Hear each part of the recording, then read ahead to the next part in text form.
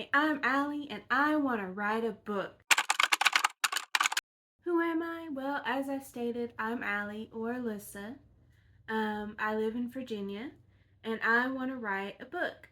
Now, I've never wrote a book before. I've tried writing before, but I've never really gotten through an entire book, and I'll tell you why in a little bit. But I have no background in writing. I'm not I'm not college educated in that. I did do some college, but not for that. I was in business management. Never finished, but you know. um, I love writing. It's a newer hobby for me. I am more of an artist. So you might be thinking, well, why don't you just do a comic? Well, because I'm not that kind of artist. Doing a comic requires consistently drawing the same character over and over and over again, drawing backgrounds. Not only do you have to think about the words, you have to think of how everything goes, scene by scene. There's a lot of things that don't get translated well from book to comic. I'm more of a single art drawer, meaning I only draw once and then I forget it. Although that being said, I will be drawing art for my book that I'm writing now, which I will go into later. Anyway, back to me. I'm an artist, I'm a crocheter, I'm a knitter, I'm a cross stitcher, I'm chronically ill. I have several different illnesses, both physical and mental. I know a lot of artists have this, but I have ADHD. I'm also bipolar, but I'm bipolar in depression, which means I have manic episodes that are extreme depression as opposed to extreme highs. So I may disappear a couple of times because of these extreme depressive episodes, although they're not as extreme as they used to be because I am medicated. If you do have bipolar, I'm going to tell you this now, you have to be medicated because each manic episode you have messes with your brain. Anyway, I'm on medicine for that, so it's not as bad as it used to be, but I still get depressed, have depressive episodes. So I'm anxiety ridden, and I love cozy and non-spicy romance. You may have seen my short and you may have seen that.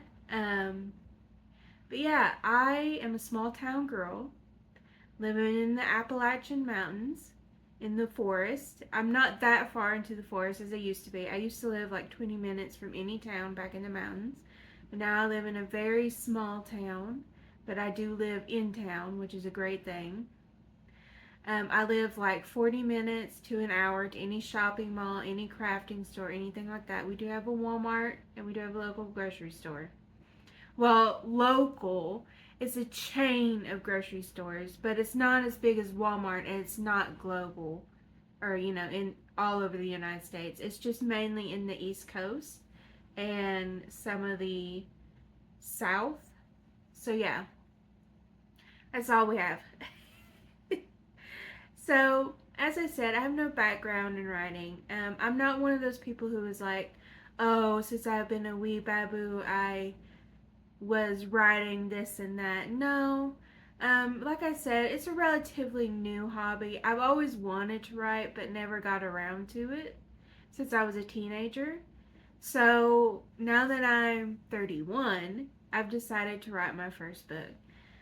Which to me feels kind of old to do it because a lot of the Authortube authors are like started their channels in their teenhoods, they're in their early 20s, or they're in their 20s.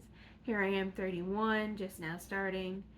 But it doesn't bother me that much. You know,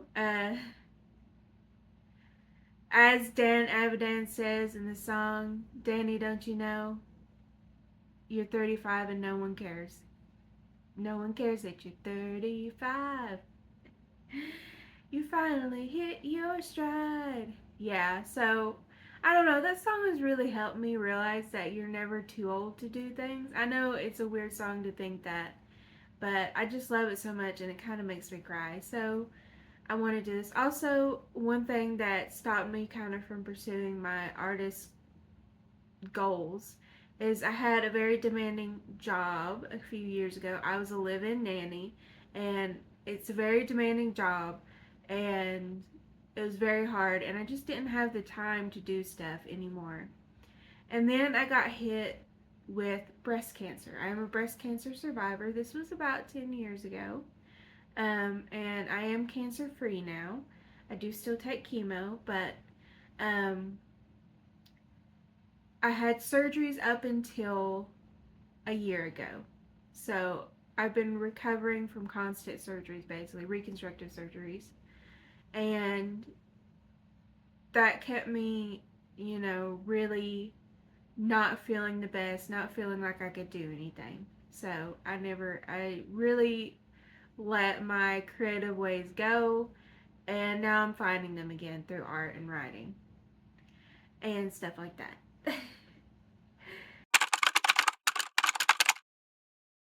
My story. Well, my story is a sapphic love story, meaning it's between two girls. It's kind of an arranged marriage. I mean, it is arranged, but it's not like a long time arranged marriage. Um, I'm not going to go too far into the book today. That's for another video. But yeah, I will tell you the character's name. It's Lela and Cecil. Lela being the main character and Cecil being the secondary love interest, or the love interest, not secondary love, secondary main character slash love interest. It is a ice cold person, kind of awkward, not used to showing love and understanding, because Lela used to be a knight in a war, so she's come back not really knowing how to show love and affection. And Cecil is kind of a warm, kind of naive, um, wanting to find true love kind of person. So it's kind of a black cat meets golden retriever a little bit. I love that trope, so that's probably why I'm writing it. I kind of did it without even thinking about it. But yeah, I don't have. A lot of people use like project. They, instead of a title, they give it a project name, which I'm just going to call it Lela the Knight. That's probably not going to be the finalized title, but naming stuff is hard. I have not been able to name this story, and it's very hard to name. But yeah, basically, it's a cozy romantasy, which I know there are thousands of those right now, without any spice, because I don't like spice in my books. I don't like reading it. I don't like writing it. I don't like drawing it. So I am going to write a book with no spice. Um,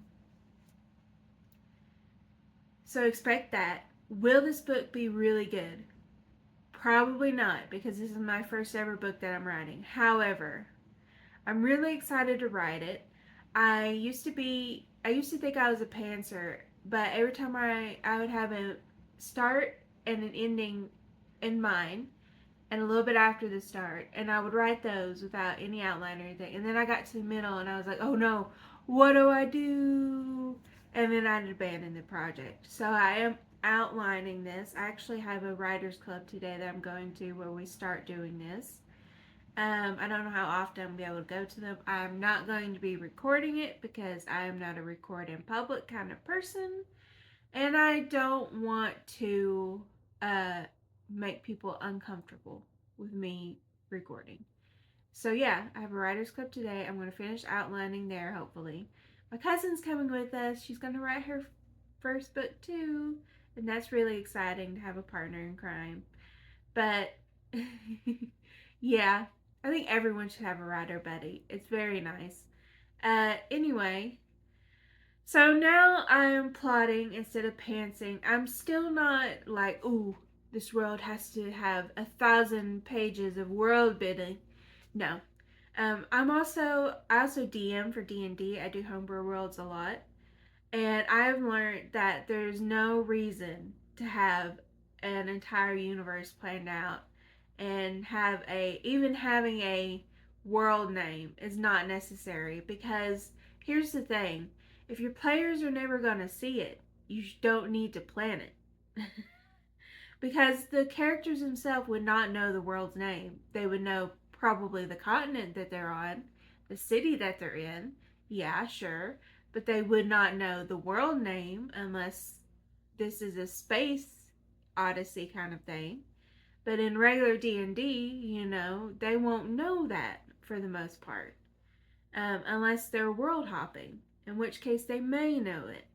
But you're not going to see the world in my book. It's concentrated really into one place, the book is, and that's the Duke's Manor, the father of Cecil. And you don't really see much else of this world. It's just the way that it is. And I don't think it necessary to world build that much because you may find the world building more interesting than the actual book, which is me with what is it called? Game of Thrones. Like, I'm more interested in the lore that he built. Like, some of the lore J.R.R. Martin, yeah, made is more interesting than his books are. And I don't have an interest in reading his books because of a lot of reasons why. One being sexy times is a very big thing, and grape. We're not allowed to say the real world word in here, but I don't do that. I'm sorry. You shouldn't have that in books. I know it's supposed to be gritty reality, but no. Anyway, I'm more interested in his world building than I am in his actual books, which honestly I think at this point he is too. With all the other stuff he's been writing, which is fine. Like, no one is entitled to your time or what you write. You should write what you love. So anyway, I ran off on a tangent in my book. So it focuses on the manor and 4 people basically. The Duke, Lela, Cecil, and Lela's sister. So I'm not really doing a 100-page essay on the world building because I don't want to do that. So all I'm really doing is building the manor and the characters up because that's all you'll see. So yeah, that's basically my book. And I'm going to tell you more about a book, like I said, in a different video. So before I end the video, I wanted to tell you guys about the tools that I'm going to be using, both for writing and how I'm editing these videos and what I record them on. Let's start with the writing tools. First off, I'm using Ellipsis. Now, Ellipsis is a lesser known browser writing tool like Google, except for Ellipsis does not use AI, train AI on your work. And you get to choose themes, and you can have folders and stuff like that. So I think Ellipsis is far superior to Google Docs. And I think you should give it a try if you're going to write something. I think it's really awesome, and it's free too. They do have a paid version, but free version has everything you need on it, basically, for writing. Especially if you are used to Google Docs. Now, if you're used to something like Scrivener, it is nowhere near what Scrivener has, obviously, because Scrivener is a paid-for thing that is on your computer. However, you can access it from any computer with a login, which is great, just like Google Docs. And yeah, you should give it a try. I think it's a great tool. Now, that being said, I do have Scrivener as well. I mostly use it for a chapter. I'm using it for a chapter outline. Because it has the corkboard view. The thing I hate about it is you have to pay for it for each computer that you use it on. So that's a bit of a bummer, and it's kind of expensive too. And you can't transfer files from computer to computer without downloading the file and putting it in a drive. Yes, I know it does have a cloud aspect to it. I've heard it's very shoddy though, and not very good. So I don't use Scrivener that often.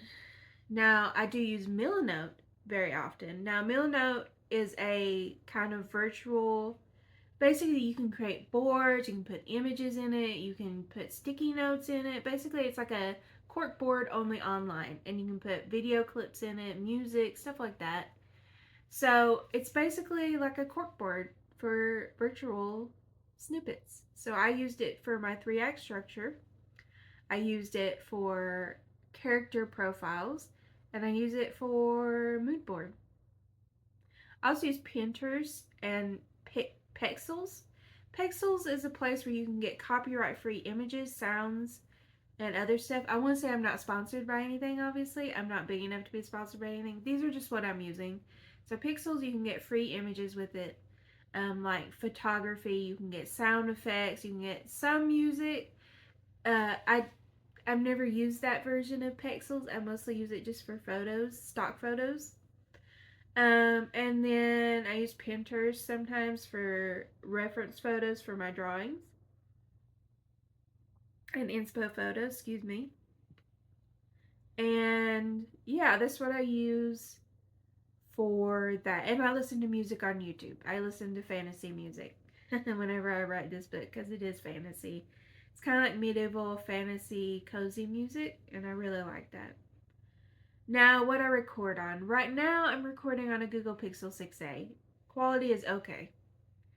It's not a great phone in any way, shape, or form. It was $400 when I bought it. That's why I got it, because I was low on cash and my other phone was. So I've never done this before, but my other phone, it slipped from my hand and hit smack dab in the middle of the phone on a dresser drawer corner, and it cracked the entire screen. And basically, there was nothing anyone could do about it, so I had to replace it. And I didn't really, and I still don't really have money for a better phone, so I got this one. Quality of video is okay, but the audio could be better. I do have to mess with the audio settings in the program that I use to edit videos, which I'll tell you about here in a minute. It's not great.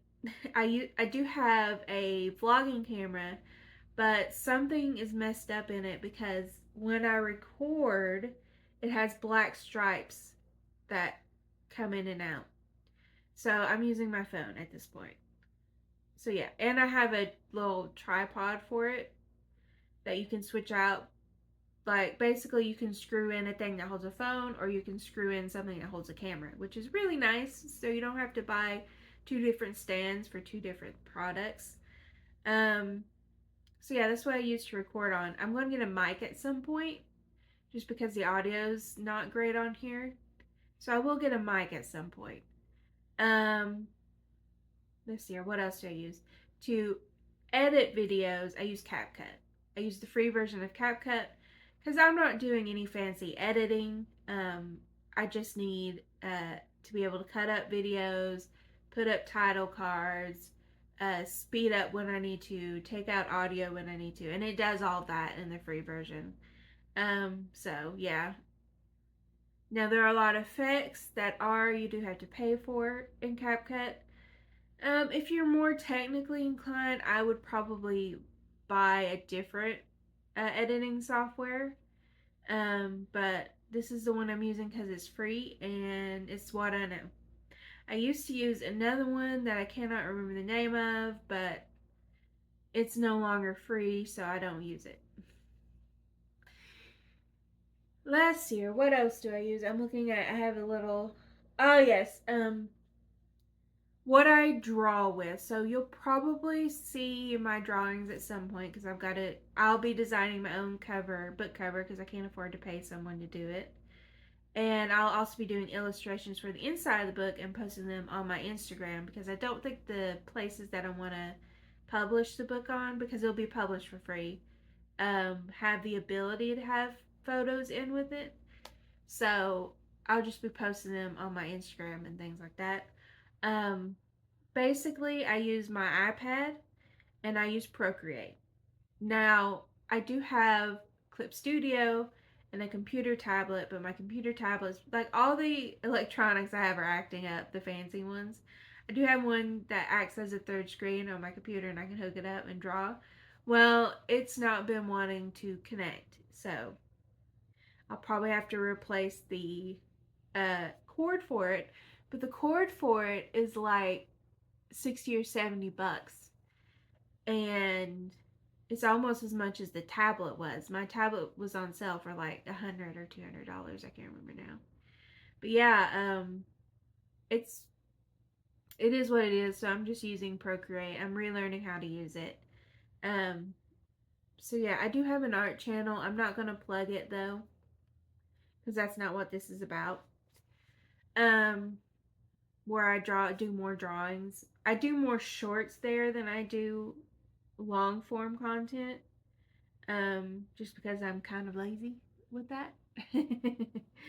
But yeah, um, that is all I have to say for now. Thank you so much for watching this video. And if you liked it, subscribe. And I hope to see you in the next one. And as for scheduling, I'll probably only post maybe once or twice a month. I know that's not a lot, but honestly, I can't do a lot. Like I said, I am chronically ill, so sometimes it's a little hard for me to do stuff. Anyway, I'll see you in the next one. Goodbye.